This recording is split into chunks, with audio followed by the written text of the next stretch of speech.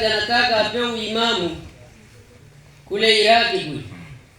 Alikataa, akaambia kumbuka wenzako wamefungwa kwa sababu hiyo.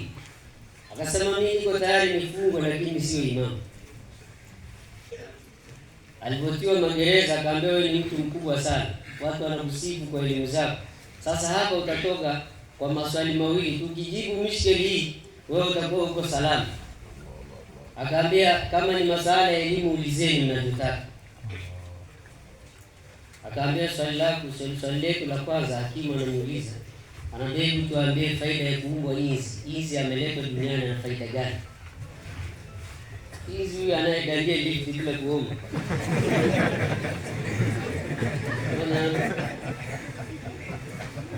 Hapo kuna mtu anaweza kujibu mimi laki nayo. Tampa. Inzi ameletwa duniani na faida gani? Niangalie. Imam Shafi akamwangalia yule hakimu, akamwambia inzi ameletwa duniani, ameletwa kwa sababu kuu mbili. Sababu ya kwanza, liyunabiha aljuhala wa yudhilla almuluk. Allah. Inzi ameletwa duniani kuja kuwafundisha wajinga. Kufundisha? Kuna mtu amemwaga mzigo wake hapo. Hizi wataamka kwa pamoja, wewe bwana huku usiangalie wewe kwa ujinga wako na kuna nini? Basi nafanya hayo. Bwana jamii. Kwa hiyo ndio kazi hizi anakufahamisha huku hakufai usichungulie.